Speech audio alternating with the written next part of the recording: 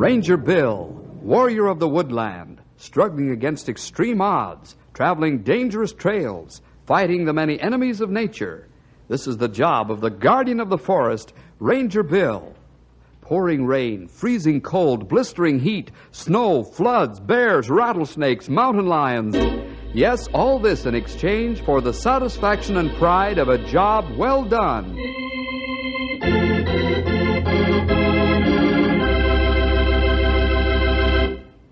Well, winter's closing fast on the forest wilderness, and the rangers are making their last inspection of the wildlife and forest conditions before the Lord puts a clean white blanket of snow over the woodlands. Today we find Bill and Ranger Tom on their way home and well on the last lap before they turn toward Knotty Pine and rest.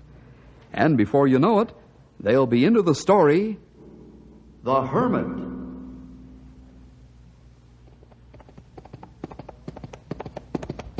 Easy, big boy. Easy now. I know you got lots of energy, but we still got quite a ways to go. Hey, Bill, wait up. Whoa, Storm. Whoa there, big fella. Whoa, Maud, old girl. Come on, take it easy now. What's the matter, Tom? Old Maud's getting tired. Hasn't got the oomph that Storm has. Sometimes I think Storm has too much vim and vigor. More than he knows what to do with. Not only that, he's 5 years younger than Maud. Now we better rest the horses here. Yeah, this sure is rough country. Bill, what say we dismount and walk a bit, eh? I'd like to stretch my legs. Okay. I don't know why they can't make saddles out of foam rubber. Oh, this leather gets as hard as concrete after a day's riding. That's right. Say, Bill, wonder who's down in that old line shack. There's smoke coming out of the chimney. I don't know. It's an abandoned shack. Let's take a look when Maud gets rested a little. That shack hasn't been lived in for years.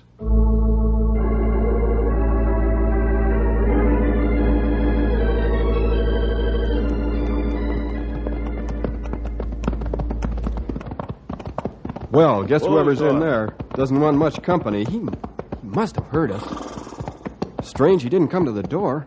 Yeah. Of course, there could be something wrong. Could be. Take a look, huh? Bill, somebody just looked out the window. Yeah. Something funny here, all right. After I dismount, you take Storm and get away. I'm going to find out what's going on. Bill, I think the door's opening a little. Never mind getting off that horse, Ranger. The man's got a right to live alone and in peace in his own house. Now get out of here before I start throwing some lead. He's got a gun on us, Bill. All right, mister. Don't mean any harm. Just trying to be neighborly, that's all. See you some other time. Never mind. Just keep away from here if you want to stay healthy. Now get. All right. So long. Let's go, Tom, before the fireworks start. He isn't joking. Right. Come on, Storm. Let's go, boy. Come on.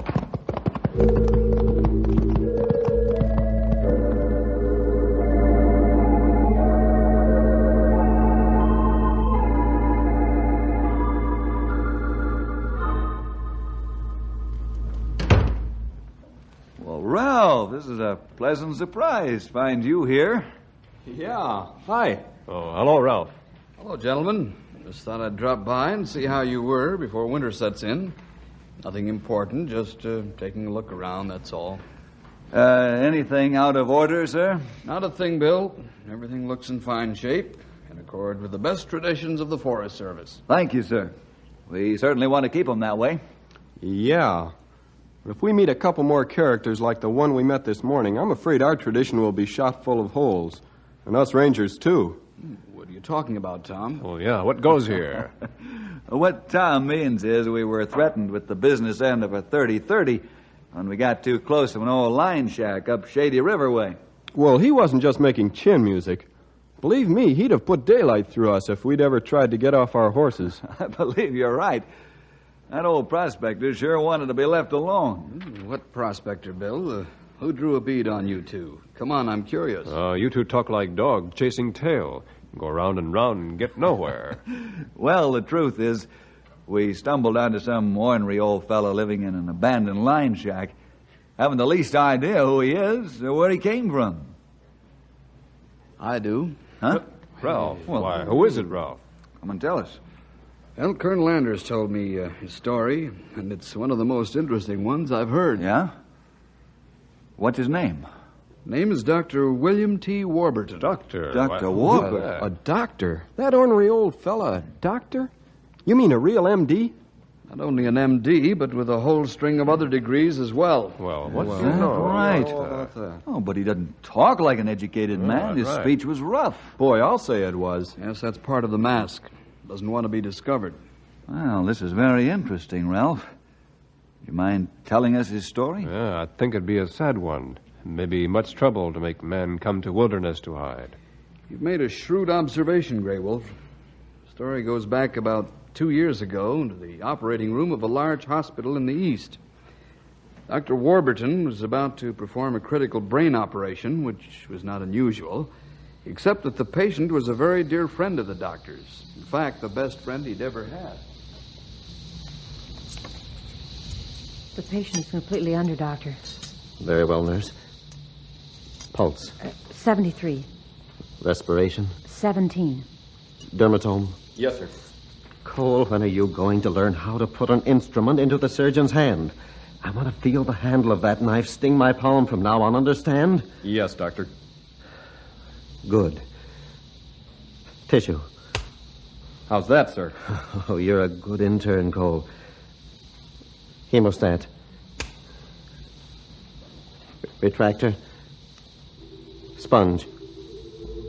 Hemostat. Forceps.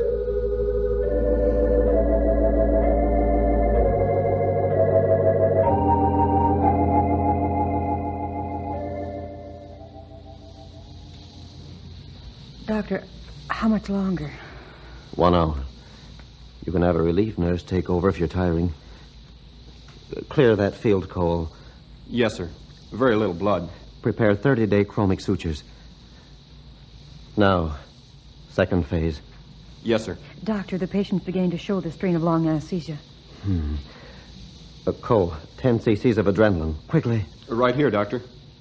Inject. Hurry, Doctor. Pulse and respiration are failing. Yes, nurse, yes. Knife. Knife, someone... Never mind, I'll get it. Doctor, the patient. What? Cole, 20 cc's at once. Here's a syringe, doctor. I've got it. Dr. Warburton. Cole, I've failed. I've killed my best friend.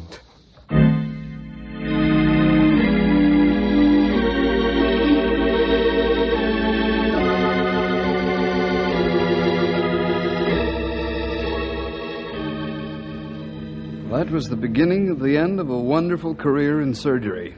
Yeah, I can see what you mean, Ralph. But why? Sounds like simple heart failure to me. The heart just wasn't strong enough to stand the long strain of anesthesia. But you see, Bill, Dr. Warburton blamed himself for subjecting his friend to that strain. But such things, who can know? I not think he was to blame. I'm sure it was not his fault in any way. Yes, and that was the opinion of all the doctors in the hospital. In fact, several weeks later, the chief of staff called on Dr. Warburton at his home and tried to reason with him. Found the doctor in a state of nervous exhaustion and under the influence of liquor. Bert, you've got to stop blaming yourself for this. I can't. The autopsy shows you didn't kill him. The heart just stopped, that's all. How could you know? Every test gave evidence that his heart would stand up under the strain. That's what you say. You're just trying to comfort me. It was poor judgment on my part, I tell you. Can't you understand? I made a mistake. It was my fault, Steve. And I'm paying for it. Don't be absurd, Brett. Now, look, listen to reason. I've been asked to come here and invite you back to the staff. Back? What do you mean? Can't you understand? A human life isn't like a machine. Make an error on a machine. You buy a new part and fix it good as new. I can't do that for Jim. He's gone. And I'm through for good. When you sober up, you'll come to your senses. Then get back to work. You've got a whole life ahead of you. And we need you. The medical profession needs you. Need me? Need a failure? Don't kid me. Get out of here and leave me alone. All right. I'll be back when you're not so drunk. Do you have to rub it in? Now get out of here. Get out.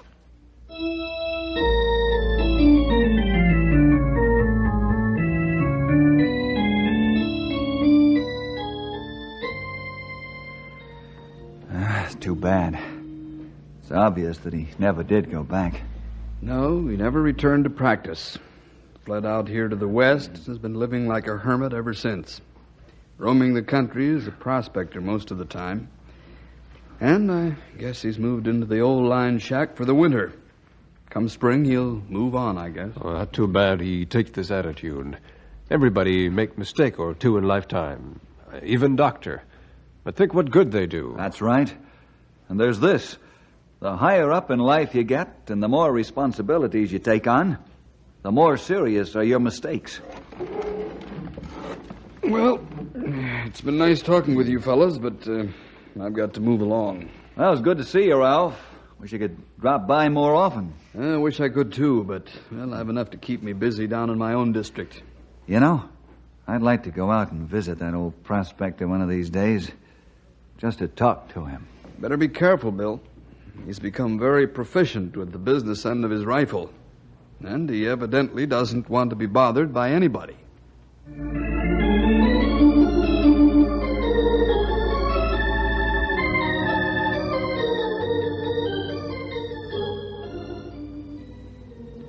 You wait here, Storm, and behave yourself like a good fella. I'll see if I can't talk to that ornery old doctor in the cabin over there. Storm, you act like you understand every word I say. Uh-oh. I can see the business end of a 30-30 looking me square between the eyes. I'll just keep on walking as though I didn't see it. Hold up there, Ranger. You ain't welcome here, and you ain't invited, see? Guess not, by the looks of things. Hold up there, old-timer. There's nothing wrong. I just want to talk with you, that's all. I'm not even armed, as you can see. Well, I suppose there ain't any harm in talking. And you're not, you ain't carrying a gun. All right, Ranger, come on in. But no funny business, or I'll make you look like a hunk of Swiss cheese.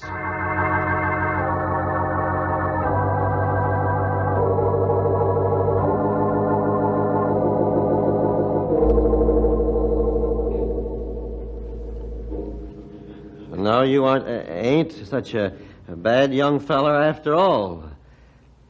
Have a chair. I aren't used to talking with anybody for quite a spell.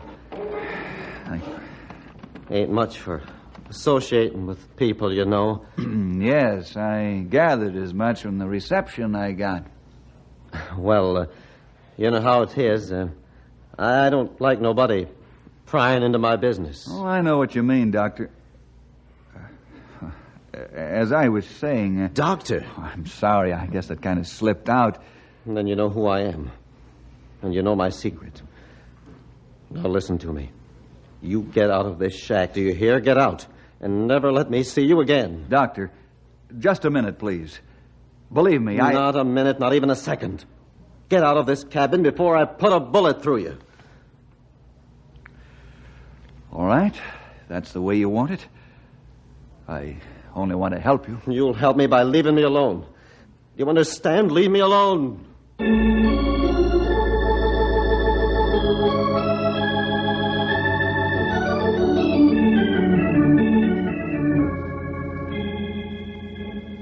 Well, Bill, did you get to talk to that old fella?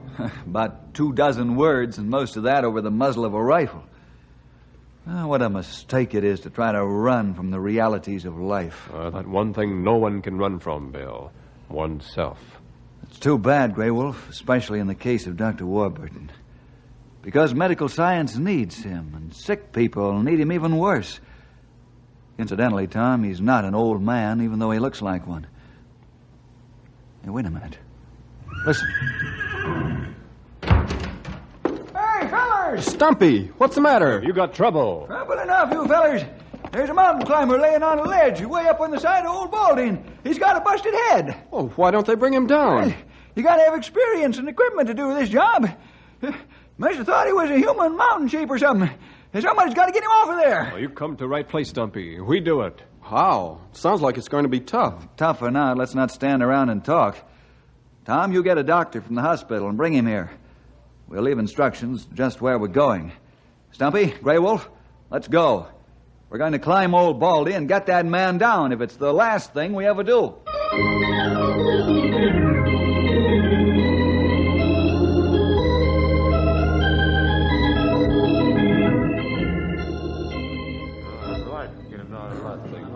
I noticed rest of climbers pretty upset over accident, Bill. I can imagine. This fellow's rope must have been severed on the sharp ledge. Stumpy, you stay here. Keep our rope straightened out. And keep the floodlight on that ledge. Keep rope straight. Most important when we climb. Yeah, don't worry none about that, sonny. I'll keep 'em straight, all right. I've climbed more mountains than there is on the map of the United States. Now, you fellers, be careful. I sure wish I had a skyhook. It would be easier.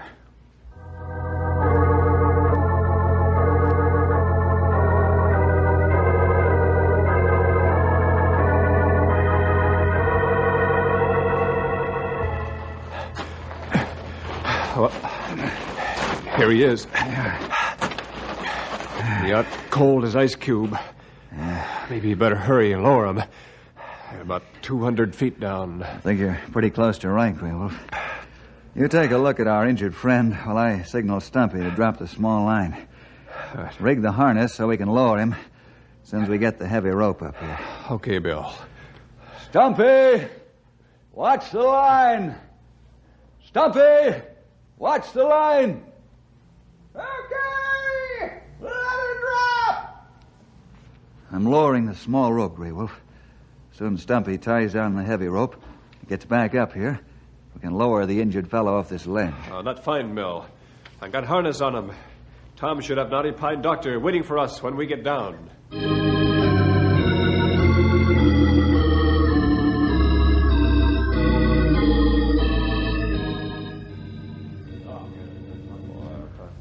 Well, Doc, what do you think? Pretty bad, huh? Yes. I'm afraid he's suffered a severe injury to the brain. He's in critical condition. I'm afraid he's done for unless the right operation is performed. Can't you do it, Doctor? No. Dare to undertake the delicate surgery needed in this case. In fact, there are only 2 men in the country who are proficient enough in the Warburton technique. And they're way across the ocean now on vacation. Warburton technique? Why, Oh! Stumpy, can't you stand on your own 2 feet? Sorry, Sonny. I'm just an old man, you know, and my foot slipped. What were you going to say about the Warburton technique? Hey, where's Bill? He gone.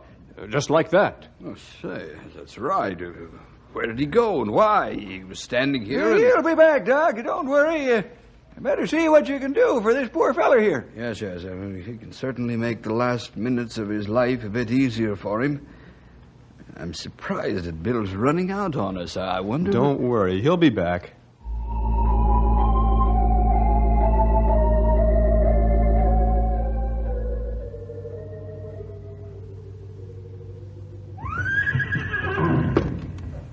Well, looks like somebody's snooping around again outside. This 30-30 is going to talk business this time. I'm getting sick and tired. Now, we'll find out who's out there.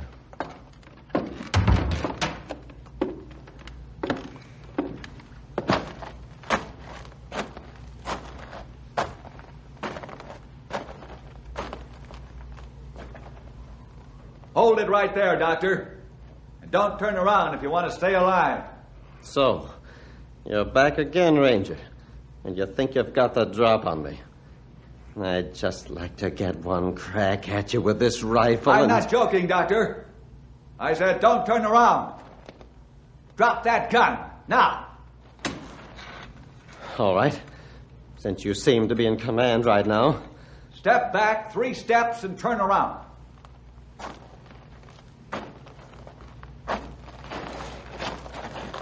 Oh, you haven't got a gun at all. Don't fix try you. to get to that gun.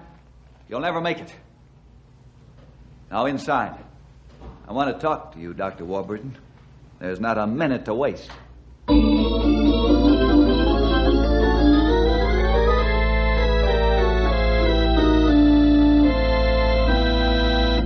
No, I can't and I won't operate on this man. And that's final. You've got to, Doctor.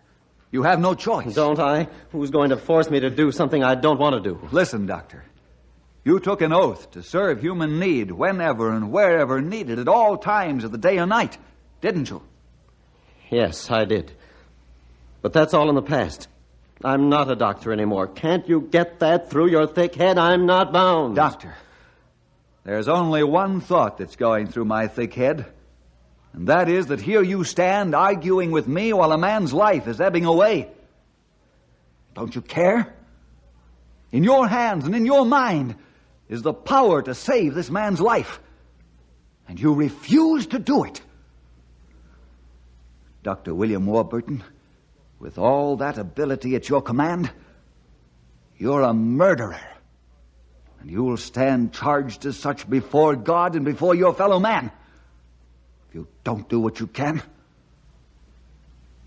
Don't you understand?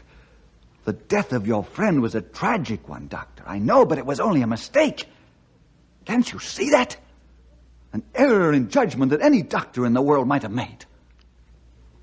Yes, I can see that. But now, you're deliberately letting a man die. And insofar as you do, you are guilty of this man's death. Aren't you? I don't know. I haven't practiced in years. I'm afraid. But you could take a look at the man. That's the least you could do. You could tell the doctor from Knotty Pine what to do to save the man's life. Or have you forgotten all you knew? You know you haven't.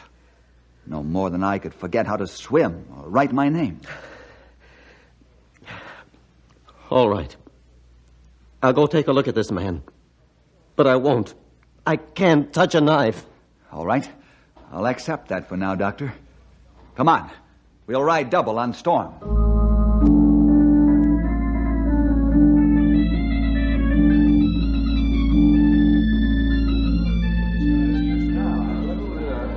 Who is this man you brought, Bill? He's certainly a doctor. Seems to know his stuff. He is a doctor, and a good one. One of the best in the United States. I'll tell you more later. He seems to have finished his examination. What do you think, Doctor? Is he going to die? Yes, I'm afraid there isn't much we can do for him. Poor fella. You have it wrong, Doctor. There isn't much we can do for him, but there's a lot you can do for him. You can save his life. Can't you? See here, Bill, I don't get this. How can this man save his life? The patient needs brain surgery. Unless... Yes, Doc. What were you going to say? Never mind. If this man is a surgeon, whatever he needs will get my fullest cooperation. I've a complete emergency kit with me, including anesthesia. Thank you. Well, Doctor, what do you say? We haven't much time, you know.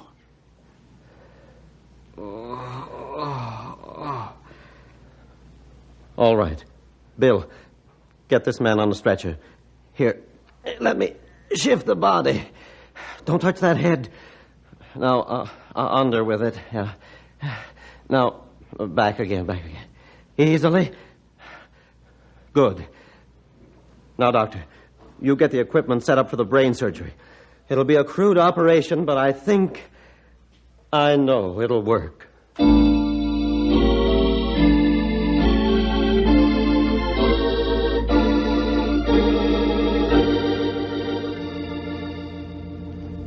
Ready? Good. Instruments. Tourniquet bandage. Now, inject the sodium pentothal, Doctor. Right. Knife, please, Bill. Here, sir. Tom, reflect that mirror a few degrees more this way. Fine. Now pray. Oh, God, help me to remember. Second knife, please. Yes, sir. How long will it take? I think about 15 minutes. This is only an emergency. If I can repair the damage temporarily, the man will live. Hemostat, please. Here.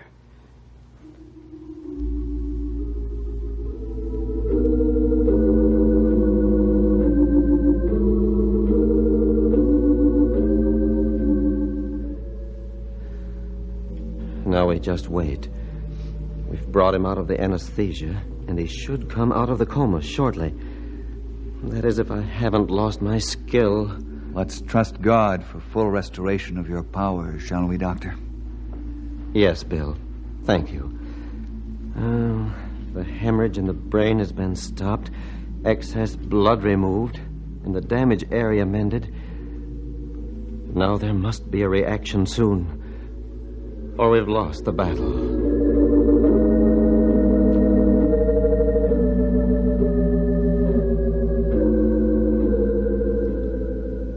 5 minutes, Doctor.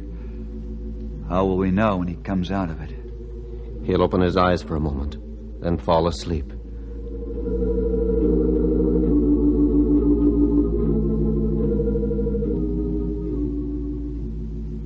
Ten minutes, Doctor. Pulse is a bit weaker. I hope we weren't too late, Bill. But I'm a little afraid. How much longer do we have before we'll know, Doctor? 5 minutes, and we'll know the answer.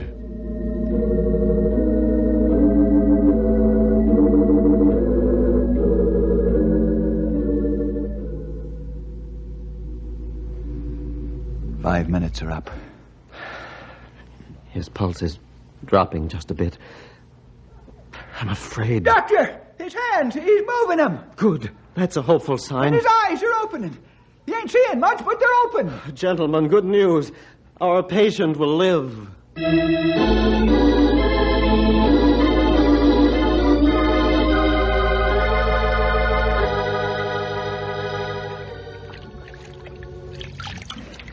Well, gentlemen, I'd say the operation was a success.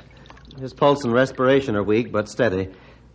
Before we move him, he'll need a transfusion, of course. Well, I'll gladly give blood, Dr. Warburton. And I'll do the same if you could use the blood of a dried-up old fossil like me. Ain't much good except just to keep the old pump going. What's the matter, Doctor? Nothing really, Bill. I just happened to think that's the first time I've laughed since I ran away from the world.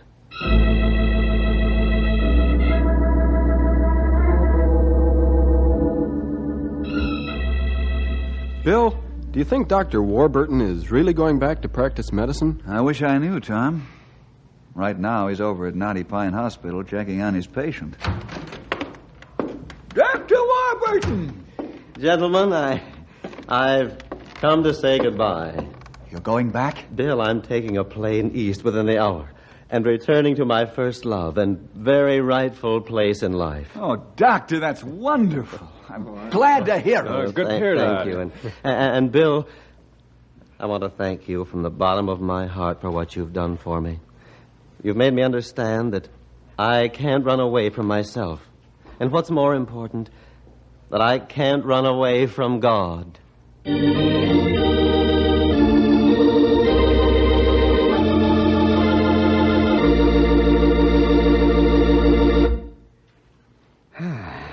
Well, it sort of gives you that satisfied feeling to know Dr. Warburton has returned to his true calling in life. Certainly true, boys and girls, that you can't run away from yourself any more than you can run away from God. Be sure to listen again next week at this same time for more adventure with Ranger Bill!